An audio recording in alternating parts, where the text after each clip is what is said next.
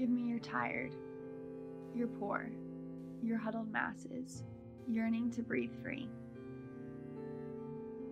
Violent crimes that are carried out by illegal immigrants continue to take place. Immigrants commit crimes at a far lower rate than native-born Americans. The chances of them working hard when they get here are pretty extraordinarily high. Democrats are fighting for illegal aliens. The compassionate thing to do is secure this border. You haven't even heard their case yet, and you're deciding that they're illegal? You can't just go into any country in the world because you decide just to walk in. A wall is an immorality. The wall is going to save American lives.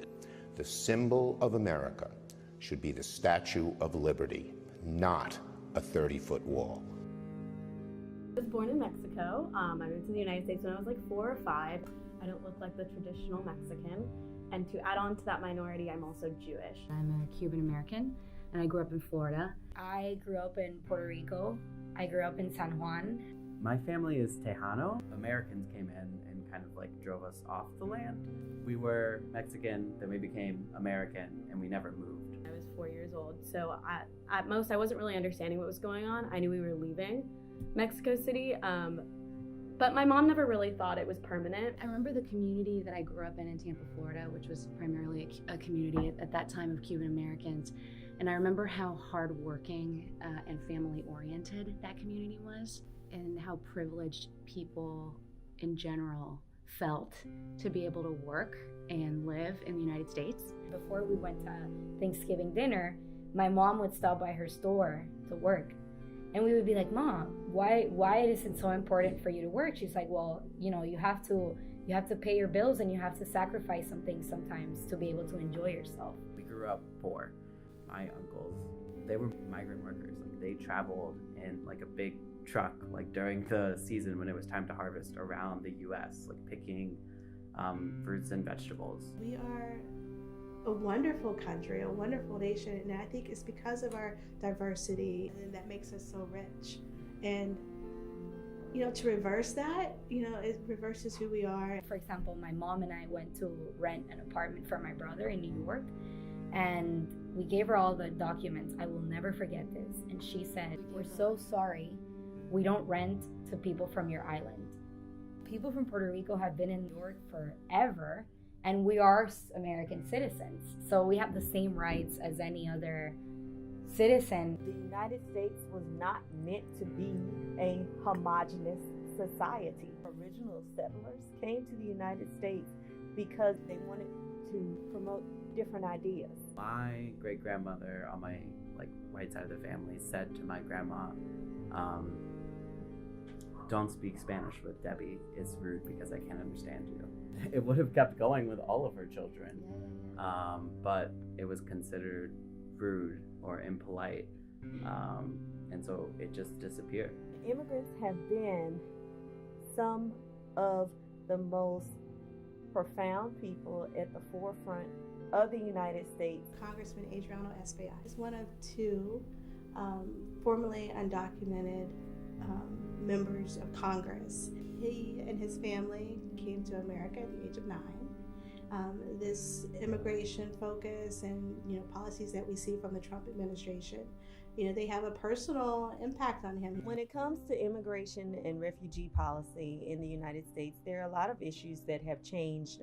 When the Trump administration came in, 5 days in, President Trump instituted an executive order which banned people from certain countries from entering the United States, even if they had a valid visa. There also have been other immigration policy changes with regard to people entering the southwest border with the asylum rule, DACA, students, dreamers. Hearing the stories that we've heard with migrants from Guatemala, the separation of children at the border, children as young as 6 months old, some children who were still breastfeeding, were being separated from their moms. It's devastating. I don't think that we've finished seeing the total effects of zero tolerance. At some point, we'll look back on this current state of where we are and say, what were we thinking?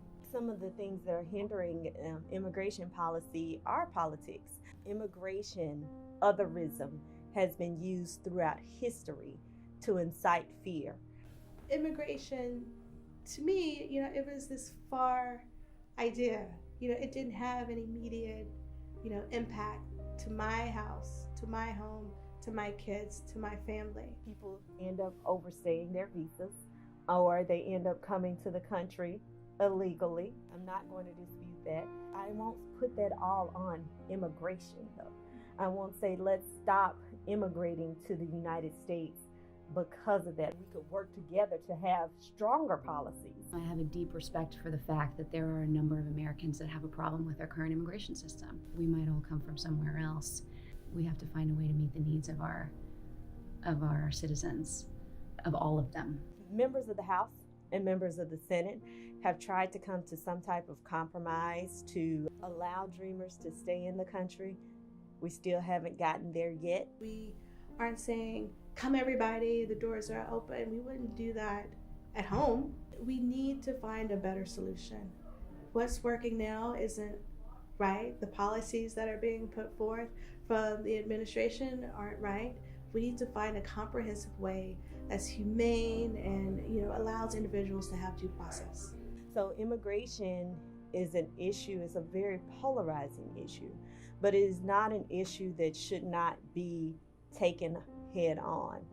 It's a new day. It's a new Congress. We were responding to a lot of the policies being put forth. Now that we are in charge of one of the bodies, we can actually start putting forth solutions. So what should we remember about immigration? Try to stay true to who we are and try not to forget where we came from, and try to continue to pay respects to the people who continue to live those lives every day. We've forgotten so much of our culture, and we've at some instances had it taken, and in some instances given it up. America is, in my opinion, a nation of immigrants. It's amazing to see and know the history of our nation and Ellis Island, and one of our darkest periods, even the slave trade. We all came from somewhere, and America has always stood as a beacon of hope and freedom and opportunity. Remember that people make that decision because they want to do better for their families and for themselves, and most of them are extremely proud to be able to do it in the United States. Remember that we are a nation of immigrants. We're all descendants of immigrants. When it comes to refugees, remember Jesus Christ was a refugee himself. Also look at what has happened throughout history when we demonize people of a certain nation or a certain culture. As a mom, what I would remember about this current state is the family piece, the youth piece, because I don't even want to imagine what it would be like. You can have a really great fence, a really great wall, a really great border. You're gonna end up having the worst neighbors. It's not just in the US, it happens all around the world. You make a strong fence that really genuinely means you're isolating people from you, but you're isolating yourself. We don't want that to define us as being isolated from the rest of the world when there's so much to learn from the rest of the world. Remember who we are as a country and what we want to portray to the world. We are not an isolated nation. We are world leaders. Immigration policy should not be demonized.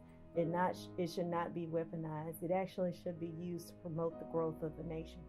I remember several years ago during one of the election cycles, it was this great movement, and there were these waves of immigrants protesting and having a say and demanding the right to be heard all over the nation.